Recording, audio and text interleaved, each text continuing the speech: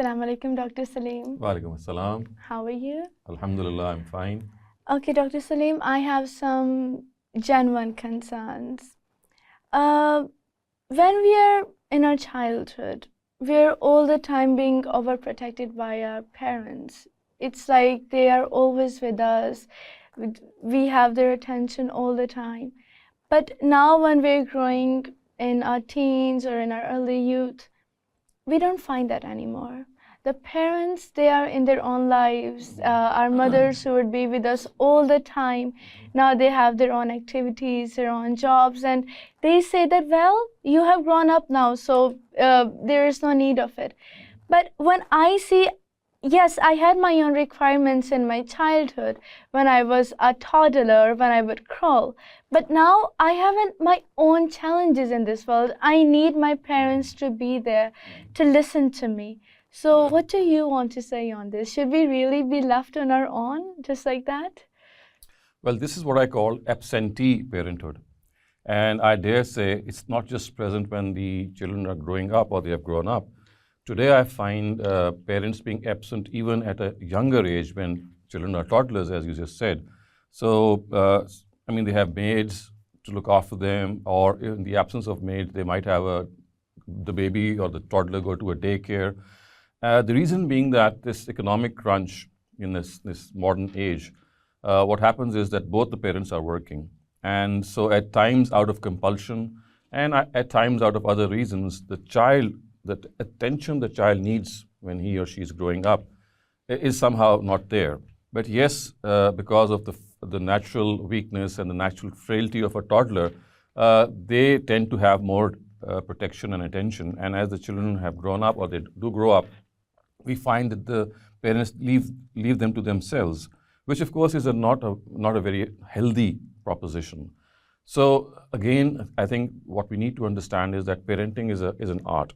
You have to plan that parenthood as well, and you have to plan the children that who are going to be born to you, how you are going to raise them amongst yourselves as the father and the mother, whether you're going to have any other help, and then at the same time also care about their moral education, and which of course should supersede every other form of education. And similarly, at the same time, they must also know that life is something in which children, they tend to accept the influence of the society very much. So if they leave them to themselves, not a very long time will elapse when they will be actually sucked into the whole dilemma of the society. And if they have gadgets in their hands, which is the norm these days, that's going to be even more enhanced. It's going to really multiply.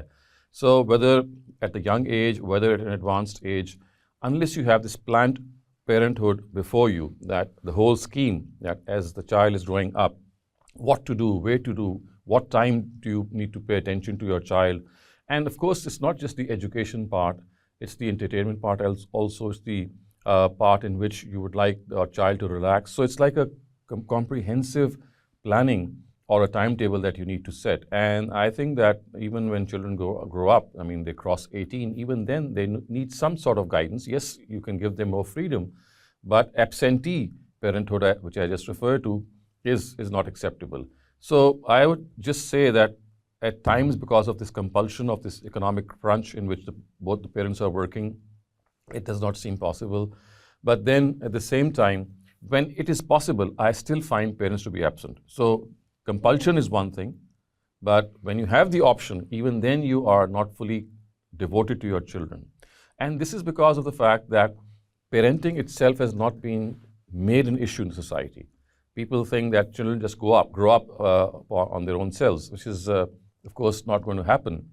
So I think the awareness that we need to create amongst ourselves in a society that we live in is that it should be taught as a subject, it should be discussed as a subject, a proper formal subject, having some credit hours in our universities and our colleges also, so that they get to know that it's not a joke that you just keep on producing children and don't care for them. You have to look after them. And as I said, this is a very comprehensive program that you should have for yourselves. But yes, I do feel sorry, as I said, for some parents because they don't have the time. But other than that, parents who do have the time, they have to plan for their children's development. And I think I've we've discussed this earlier on as well. The biggest thing that you have to really egg on your children towards is that you must make them realize that every boy, every girl has a talent and an inner aptitude which needs to be discovered. And a schooling system and the parents, they can really help in finding out that basic talent which every person has. And if that is something that is before the parents, then of course as a child grows on, you see things they get developed as well. The skill that you might have at an early age, it might just fade away and something new pops up. So it's like monitoring your child as he grows or she grows up to that optimum age in which maybe you can leave your child a little bit to himself or herself. On this thing that monitoring your child, I agree with everything you said, but the problem is first they're absentee parents, and then when they try to interfere in our lives, that is not just guideline, that is more of with a control freak mindset that you have to do exactly as I say. I mean, sometimes we feel like we are maybe an AI robot, that you're just going to feed some instructions within us and then we're going to react exactly like that.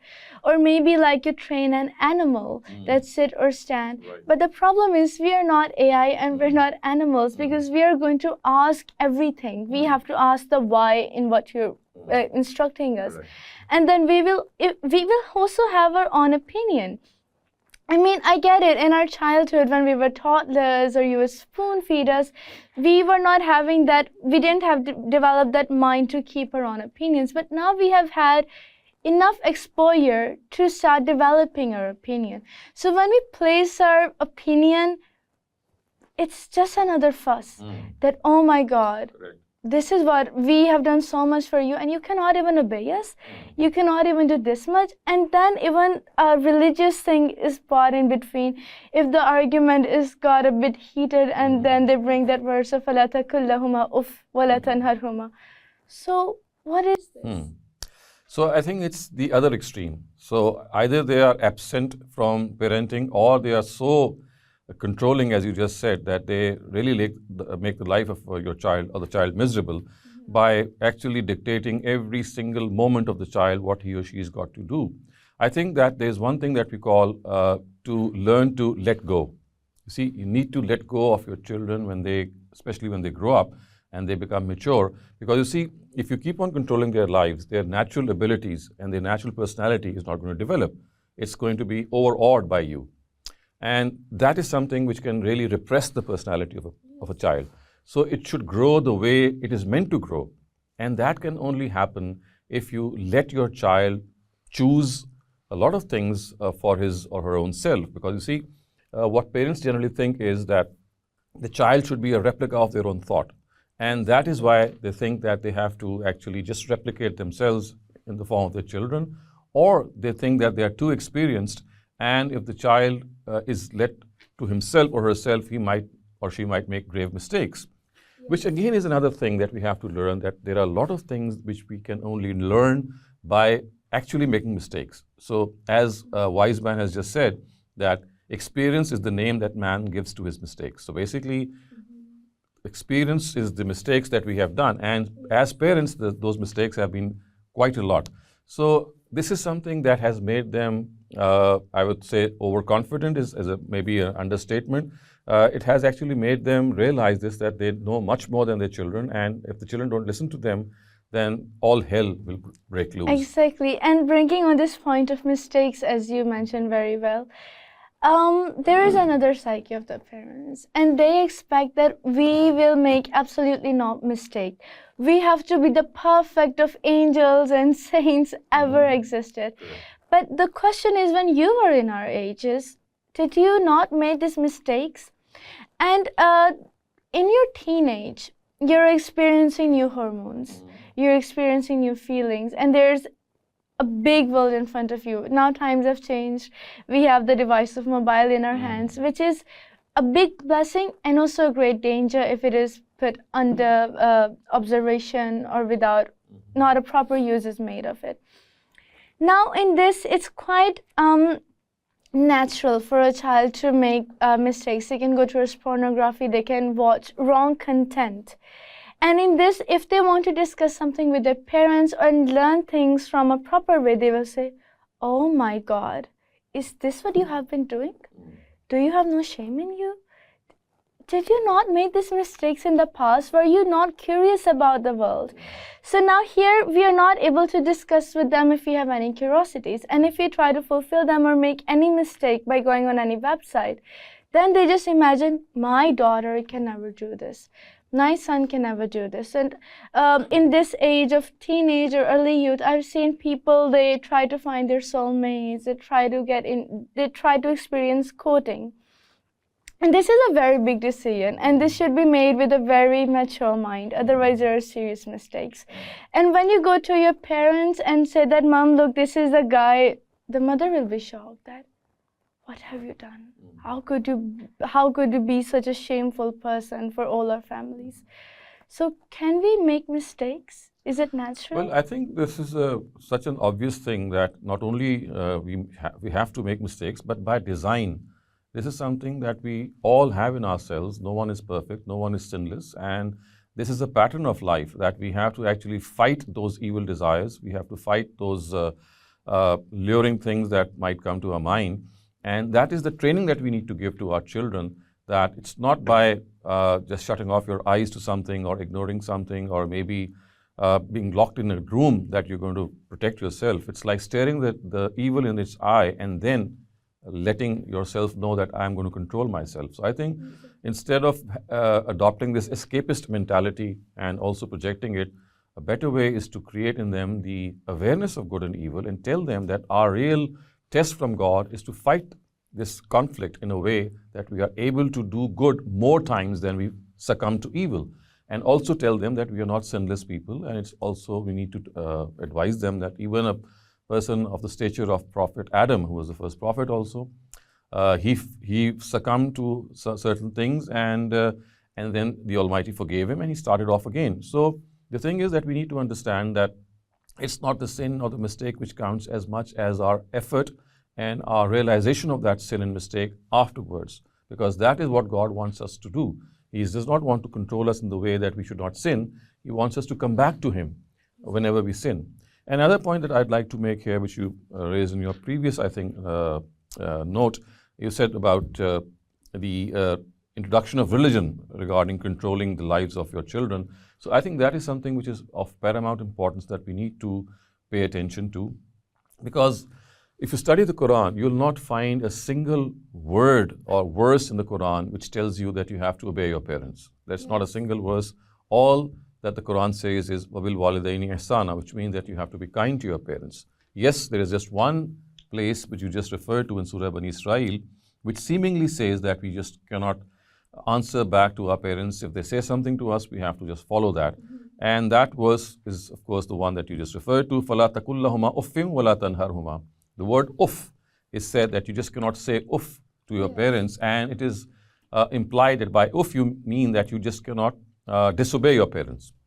So one thing that has been, that needs to be explained here is the error that we make by not distinguishing the uff of Arabic and the uff of Urdu.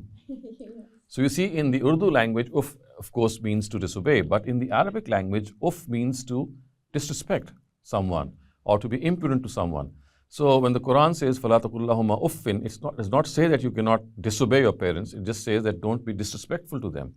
So what happens is that by overlapping the Urdu meaning with the Arabic or mapping it into the Arabic, people think that now, especially I'm talking about parents of the subcontinent, because they are found everywhere in the world, not only in the subcontinent, they have been exported to other countries as well. So they would like to use the religion card. Ultimately, when everything fails, that you are a disobedient son or a daughter, and look what the Quran has said. So what I'm trying to explain here is the Quran has not at all said that you need to obey your parents. All it has said here is, in all other occasions, that you have to be kind to your parents, to be respectful to them. So as far as parents are concerned, they need to understand that once a child becomes mature, once a child becomes aware of the world around himself or herself, now he or she should be given that freedom and let the child decide on many occasions. And your role, the role of the parent, should be more suggestive. Instead of being controlling, it should be suggestive, in which you can say, well, this is my advice, and maybe you can pay heed to it, or if you think otherwise, you're free to choose. So what would generally happen is that the child at times might accept the advice of the parent, or at times might act on his own whims. And when he makes those mistakes, he'll realize that, well, my parents were more experienced and they were right on a certain occasion. So now what you have done is you've given them freedom to choose, and then made them realize that the advice of the parents is also important. So instead of imposing yourselves, make them realize that we can give you important advice as well. And we are also not infallible. We can also make mistakes. So it's best to consider these things and go on in life. So, I mean, this requires a lot of patience, because when you see a child doing something which to you is wrong, the tendency is to just grab him and stop him from falling in that pit. But the thing is, you don't realize that it is essential at times to let a person do that mistake so that he can recover. I think that parents should do well in at least giving up this verse, citing and using the religion card to tell them that, well, by religion or by the Quranic directive, I'm asking you to obey me. There is no such thing in the whole of the Quran. Otherwise, I mean, who would have negated the Quran? So the Quran has explicitly said that you have to be kind, you have to be gracious to your parents, especially when they are grown up in age, because as parents grow up, of course, they become a little like children themselves, and they need to be specially cared, and also at the same time they need to be cajoled, I would say, and pampered. And we fail to realize this. This makes a lot of difference with the religion card. Now, if the parents allow us to make mistakes and we accept this thing, then the next step comes to accept that mistakes instead of, and maybe just not talk about those mistakes all the time. As usually it happens, we're sitting in a family dinner and we finally put our phone down with our precious series and decided to have a chat with the family. So what will we listen over there? You made that mistake at that time. You mess us up all the time. You never learn from this mistake. Dude, I have come to talk to you to make a connection. So should this be art of correction we discussed in great detail? So now I want to know that, should that correction be made a bit later, not at the point of mistake, but sometime in between? Or maybe when I've come here to talk to you, to share with you things at that time? Absolutely. I mean, as we discussed earlier on, that the art of correction is something that we have to learn. And one of the statutes of this art is that never try to correct a person at the time that person is committing a mistake, because there's going to be a reaction. There's going to be a defense mechanism which every person has, and he or she is going to retaliate. And the thing is just going to dissipate in thin air. So it is best to wait at that time, show patience, let the thing happen, and then take notice of it when the opportune moment arises. And it does come to your rescue. So I think parents, they don't at times realize that, I mean, they have plenty of time later on to say what they would now like to say. Because you see, what happens is when you see something going on wrong, you are not able to control yourself, and you would like to immediately express your authority and stop your child, without realizing that it is something that is going to hurt his ego also. Yes. And also not sit very well with him, even if you're absolutely right. Yes. So I think that is something of paramount importance, that never humiliate your child, never pick on him in front of other people. It has to be a one-to-one affair, and that too, when the right time comes, when you see your child is in the listening mode. You see, that's also very important. We don't realize that not everyone is listening at all the time. You have to create that environment, you have to create a certain atmosphere in which now you feel that now your child is receiving something. He is going to accept whatever you're going to say. He may reject it later on, or she may reject it later on, but the thing is, at least the air is there so that you are able to diverse that thing. One more thing that is also important is that, you see, this repetitive correction is counterproductive also. I mean, repetitive correction is counterproductive because, you see, we don't realize that even, I mean, if you take a look at God, I mean, the way He has instructed us, He has, I mean, look at the practical side, that there's just one day, the Friday, which is the day of sermonizing, in which there's a public sermon given by the representative of government to the people, and then they are left to themselves for the next 1 week. Yes. So that they can at least digest what has been said to them. And so we have to take cue from our own religion as well, that things take time. So one thing that plagues us is this haste. We would like to have things corrected immediately. And that's not going to happen because we're not robots. We're not push-button devices. We have to understand that when we float a suggestion to the child, it will take time for that child to absorb that suggestion. And still, he might or she might not properly react to that the way you wanted it. So I think this is, again, as I said, planned parenting is something that is the real answer to all these issues. And it does cover a lot of comprehensive areas that, because what happens is that we decide on the spot. And that is the most dangerous thing, because on the spot when you make a decision and it's not planned, so yes, it might work, but more often than not, it does not work because it's like an impulsive thing that comes out of you. And everyone is in their own mind zone. Everyone, you don't know that what's going on in my own subjective reality. Absolutely. And there's another very important factor which I feel that our parents want to see us that, for example, if there's a boy, he should not smoke. Maybe being a child, but being I think a young adult, that what I feel is instead of just saying that, be happy that my son is not smoking, you should be happy that why my son is not smoking. Is it because I'm sitting in front of you that he's not smoking, or is it because he truly knows the reason? Correct. So being this experiment, I feel that the parents are more focused and they're more centered on you are doing this and you're not doing this. They're not thinking that why I am not doing this. Correct. You see, that's what I referred to when I said that you need to create an awareness of right and wrong instead of making it a reason for you to fear them or they to fear you. Because if they do something because of your presence or your fear, yes, at times it is out of respect. But if it is out of fear, then the biggest outlet to this would be that once you're no longer there with them, they're just going to make hay. So I think that is what we meant when we talked about earlier, that create that awareness of right and wrong. Because if I'm aware of my right and wrong and good and evil, I know it's going to affect me. Who else but my own self? So if that awareness level is raised and enhanced, which seldom happens.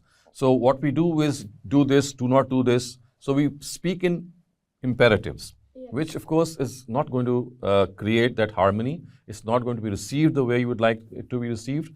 The best way is to, as you rightly said, that you must let the child know what consequences he or she is going to suffer if something that is being stopped from doing, she does not desist from that.